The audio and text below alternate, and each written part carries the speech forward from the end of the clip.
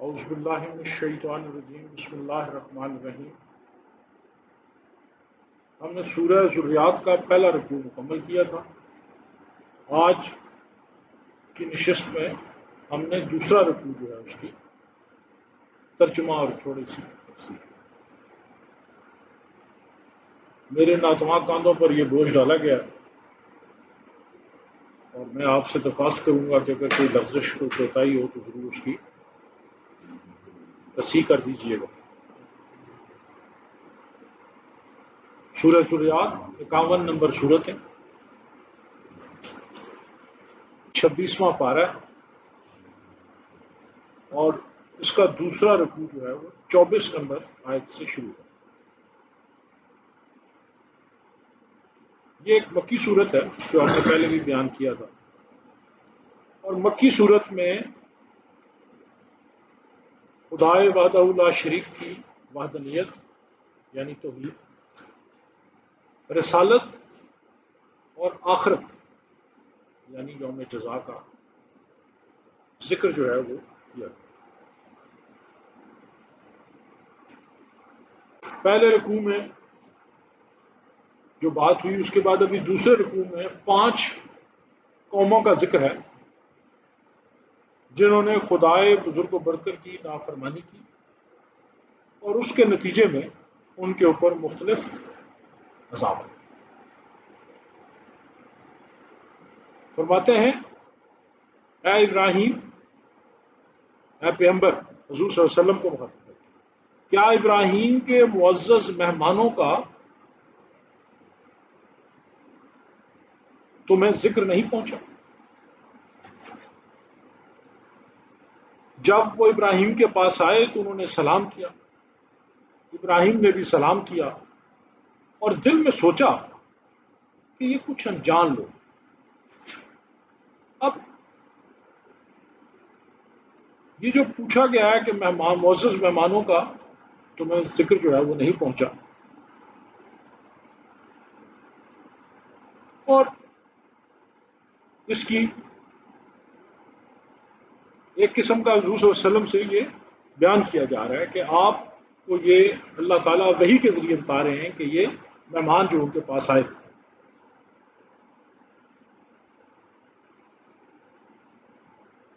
پھر فرمایا یہ کچھ انجان لوگ تھے۔ تو یہ لوگ جو آئے حضرت ابراہیم کے پاس، یہ کچھ اجنبی لوگ تھے، کچھ اس علاقے کے نہیں تھے۔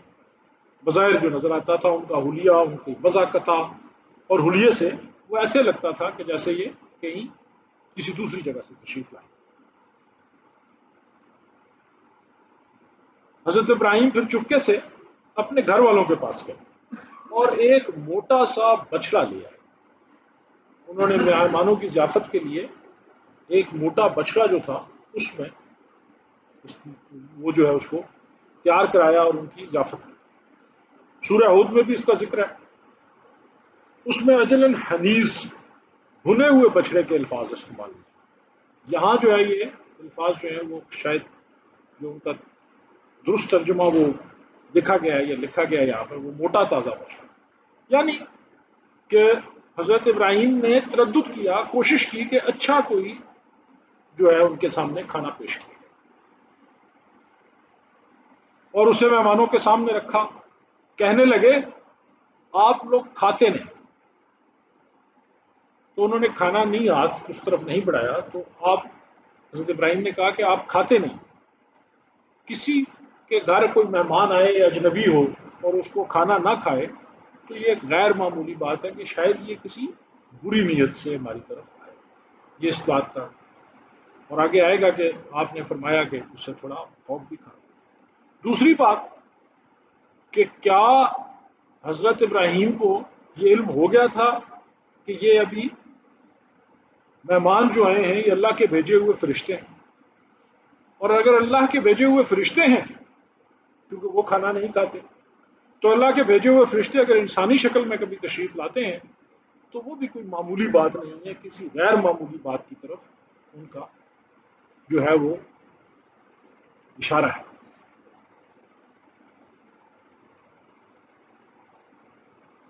آپ لوگ کھاتے نہیں، اس سے ابراہیم نے ان کی طرف سے اپنے دل میں ڈر محسوس کیا. ڈر کیوں محسوس کیا کہ نبی لوگ ہیں، اگر ان کو انسان سمجھا جائے تو وہ کیوں نہیں کھا رہے اس علاقے میں، اور اگر فرشتہ ان کو پتہ لگ گئے تو پھر وہ اس شکل میں کیوں آئے. انہوں نے کہا ڈریے نہیں. مہمانوں نے کہا ڈریے نہیں، اور انہیں ایک لڑکے کی خوشخبری دی جو بڑا عالم ہوگا. یہ حضرت ابراہیم کو بیٹے کی خوشخبری دی، اور کہ وہ بڑا عالم ہوگا آپ کا بیٹا. اس پر ان کی بیوی زور سے بولتی ہوئی آئیں اور اپنا چہرہ پیٹ لیا اور کہنے لگی کیا ایک بانجھ گڑیا بچہ جنے گی؟ تو جب ان کو خوشخبری دی گئی تو اس پر ان کی جو زوجہ تھی وہ بھی بوڑھی تھی، وہ زور سے بولی اور انہوں نے کہا جی کہ یہ کیسے ہو سکتا ہے کہ میں اس بڑھاپے میں مجھے. اب یہ جو اس پر جو ان کی زوجہ نے حیرت کا اظہار کرایا تو اللہ تعالیٰ نے جو لفظ استعمال کیا کالا کذالک، ایسا ہی ہوگا. اور اگر آپ غور کریں تو سورہ مریم میں جب حضرت زکریا علیہ السلام نے اپنے بیٹے کے لیے دعا کی تو اس وقت بھی انہوں نے کہا تھا جی کہ میں تو بوڑھا ہوں، تو اللہ تعالیٰ نے کہا کہ ایسا ہی ہوگا. پھر جب حضرت عیسیٰ کی بات ہوئی تو حضرت مریم نے کہا کہ مجھے تو کسی بشر نے چھوا تک نہیں، تو اللہ نے پھر یہی کہا کالا کذالک، ایسا ہی ہوگا. تو اللہ تعالیٰ جو کائنات کی تخلیق پر قادر ہیں وہ کسی وقت بھی کسی چیز کو نواز سکتے. یہاں پہ لفظ جو ان کے لیے استعمال کیا وہ سرا استعمال کیا گیا، جس کے معنی چیخو پکار، یعنی ان کی زوجہ جو تھی انہوں نے چیخ کے پکار کے اونچی آواز میں یہ ان سے کہا. تو مہمانوں نے کہا کالو کذالک کا، تمہارے پروردگار نے ایسا ہی فرمایا ہے، یقین جانو وہی ہے جو بڑی حکمت کا بڑے علم کا. ابراہیم نے کہا اللہ کے بھیجے ہوئے فرشتوں تم کس مہم پر ہو؟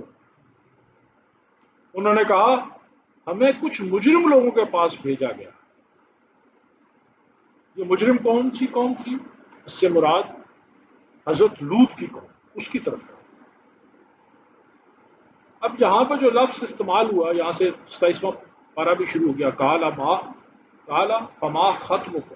تو جو عربک جاننے والے ہیں ان کا خیال ہے ختم کا لفظ جو استعمال ہوتا ہے وہ کسی معمولی کام کے لیے نہیں استعمال ہوتا، بلکہ کسی ایک امر عظیم کے لیے بولا جاتا. تو یہاں پہ قرآن نے جو ہے خطب حکم جو استعمال کیا کہ حضرت ابراہیم نے ان سے پوچھا کہ اللہ کے بھیجے ہوئے فرشتوں کس مہم پر ہو؟ انہوں نے کہا ہم کچھ مجرم لوگوں کے پاس بھیجا گیا تاکہ ہم پکی مٹی کے پتھر برسائیں جن پر حد سے گزرتے ہوئے لوگوں کے لیے تمہارے پروردگار کے پاس سے خاص نشان بھی لگا. یعنی کہ پکی مٹی کے پتھر آئیں گے اور یہ ایسے جو ہمیں لگتا ہے کہ سارے کے سارے آ رہے ہیں اور کوئی اس میں کوئی ترتیب نہیں ہے، ایسے نہیں ہے، وہ ترتیب ہے. اس ترتیب کو ہے وہ اللہ تعالیٰ کو خود پتہ ہے، اس لیے اللہ تعالیٰ نے ان کے اوپر نشان لگایا کہ یہ پتھر کس جگہ پہ جائے گا یا کس شخص کے پاس جائے گا یا کس موقع پہ یہ کدھر گرے. تو یہ کہا خاص نشان زدہ ہے، ایسا نہیں ہے کہ پتھر ویسے ہی آ رہے. ان کا مقصد ہے، ان کو بھیجا گیا ہے کسی خام کام کے لیے، اور وہ کام کیا تھا کہ اس قوم کو جو ہے وہ ختم کرنا.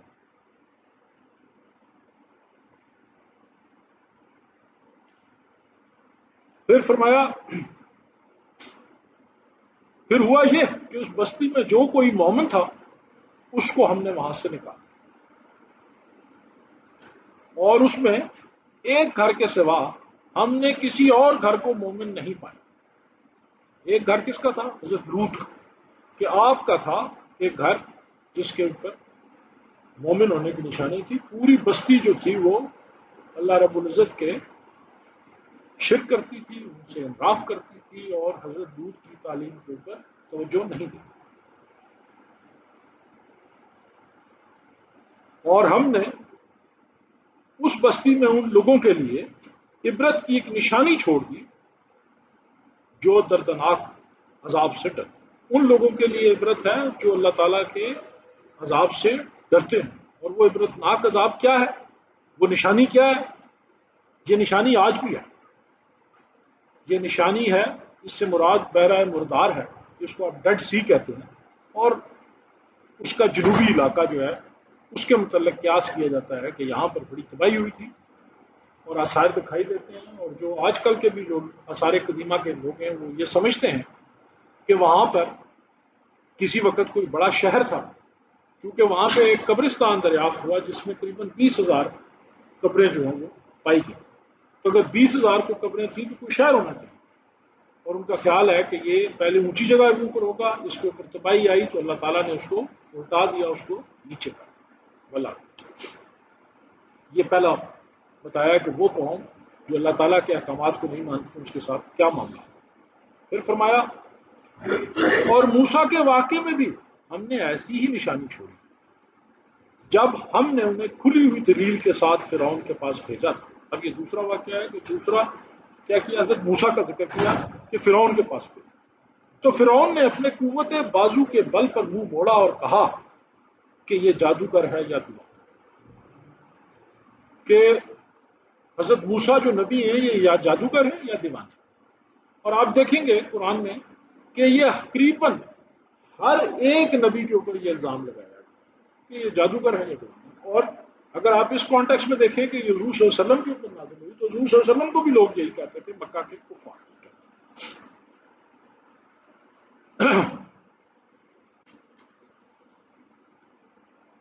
چنانچہ ہم نے اسے اور اس کے لشکر کو پکڑا اور سب کو سمندر میں پھینک دیا اور وہ تھا ہی ملامت کے لائق. یہ اللہ تعالیٰ نے بتایا کہ ہم نے فرعون اور اس کے لشکر جو تھے اس کو سمندر میں غرق کر دیا. فرعون اپنے ظلم کی بدولت قابل ملامت تھا، اور اس کی موت پر اس وقت کے لوگوں کو جو اس کے ظلم و ستم سے تنگ آ چکے تھے شاید سکون کا سانس لیا ہو کہ اتنی ظلم والی حکومت کے خلاف ایک بڑی سلطنت کا مالک، جو آج کل آپ سمجھ لیں گے جو آج کل جو میجر پاورز ہیں دنیا کی ان میں سے ایک، وہ سمندر اور اس کے لشکر جو ہیں وہ سمندر میں غرق ہو گئے. اور وہ یہ سمجھتے تھے کہ دنیا کا جو نظام ہے اس کو چلانے کے لیے ہم ناگزیر ہیں، ہمارے بغیر تو شاید چل ہی نہیں سکتا. وہ انڈسپینسبل سمجھتے تھے شاید اپنے آپ. لیکن جیسے ہی وہ گئے دنیا میں کوئی فرق نہیں پڑا. سورہ دخان میں اللہ تعالیٰ نے اس کیفیت کو اس طرح بیان کیا ہے، پھر نہ ان پر آسمان رویا اور نہ زمین اور نہ انہیں مہلت دی گئی. سورہ دخان کی آیت نمبر 29 میں یہ ذکر.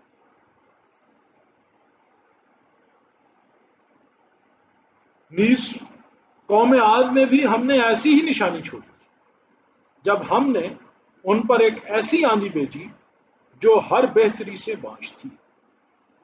قوم عاد یہ تیسری قوم ہے جس کے اوپر اللہ تعالیٰ ذکر کر رہے ہیں کہ اس نے بھی اللہ تعالیٰ کی نافرمانی کی، رسولوں کی تکذیب کی، رسول کے پیغام پر ایمان نہیں لائے، آخرت پر یقین نہیں کیا. تو پھر قوم عاد پر آندھی بھیجی. جو لفظ استعمال ہوا ہے اس کے متعلق کچھ لوگوں کا خیال ہے کہ اس سے مراد ہے سخت گرم اور خشک ہوا. اور ایک اور جگہ یہ بتایا گیا ہے قرآن میں کہ یہ مسلسل 8 دن اور 7 راتیں چلتی ہیں. قوم عاد کے پورے علاقوں کو اس نے تباہ و برباد کر دیا. وہ جس چیز پر بھی گزرتی اسے ایسا کر چھوڑتی جیسے وہ گل کر چورا چورا ہو گیا. تو اس ہوا نے جو اللہ تعالیٰ کی مشیت کے مطابق چلی جتنا لمبا عرصہ، اس نے ہر چیز کو چورا چورا کر. اور ثمود میں بھی ایسی ہی نشانی تھی جب ان سے کہا گیا تھا کہ تھوڑے وقت تک مزے اڑا لو، پھر سیدھے نہ ہوئے تو عذاب آئے گا. اب یہ جو عذاب آئے گا ثبوت پر، یہ چوتھی قوم ہے جس کے متعلق بتایا۔ اس کے متعلق بھی فقہا کا خیال ہے کہ پہلی دفعہ جب ان کے اوپر نبی جو ان کے اوپر مبعوث ہوئے انہوں نے جب ان کو کہا تو پھر یہ شاید اس وقت کی بات ہے۔ کچھ کا خیال ہے کہ شاید جب ان کو نشانی دکھا دی گئی اور انہوں نے وہ اسی کو قتل کر دیا تو اس کے 3 دن بعد کی بات ہے۔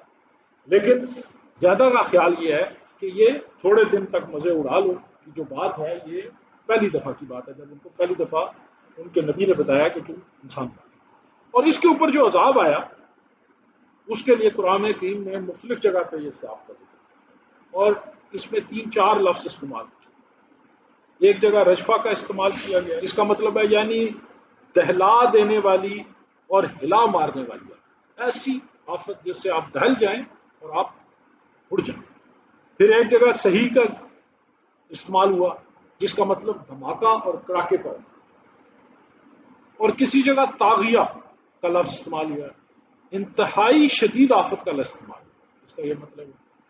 یہاں سائقہ کا لفظ استعمال ہوا ہے اس جگہ کے اوپر، جس کے معنی ہے بجلی کی طرح اچانک ٹوٹ پڑنے والی آفت اور سخت کڑاکے کی، یعنی کہ اس کے 2 حصے ہوتے، ایک اتنی سخت بجلی کی طرح اچانک آ گئی اور دوسری اس میں ایک سخت کڑاکے والی جو تھی وہ بات۔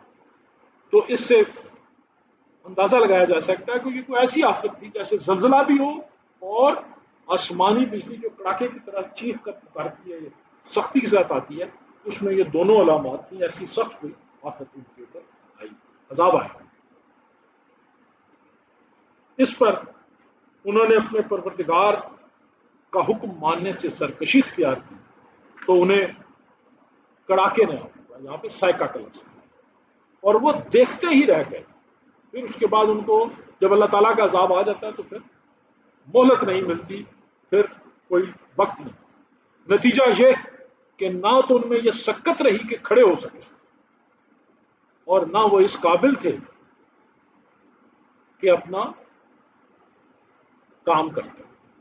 اور اس سے پہلے نوح کی قوم کو بھی ہم نے پکڑ میں لیا تھا، یقین جانو وہ بڑے نافرمان لوگ تھے۔ یہ حضرت نوح کی قوم جو ہے یہ 5واں ترتیب تاریخ کے مطابق نہیں ہے، لیکن قرآن نے یہ 5 قوموں کا ذکر کیا ہے کہ جنہوں نے اللہ تعالیٰ کے احکامات کی خلاف ورزی کی تو اس کی وجہ سے ان کے اوپر عذاب آیا، اور آخرت میں ان کے ساتھ کیا معاملہ ہوگا وہ آپ قیاس کر سکتے ہیں۔ خدائے رب العزت کی اگر عدل و انصاف والی صفت لی تو پھر بڑا مشکل ہو جائے گا۔ ویسے اللہ تعالیٰ رحمان ہے اور سب اسی کی مخلوق ہیں، تو جس طرح چاہے ان کے ساتھ۔ وآخر دعوانا الحمد للہ رب العالمین۔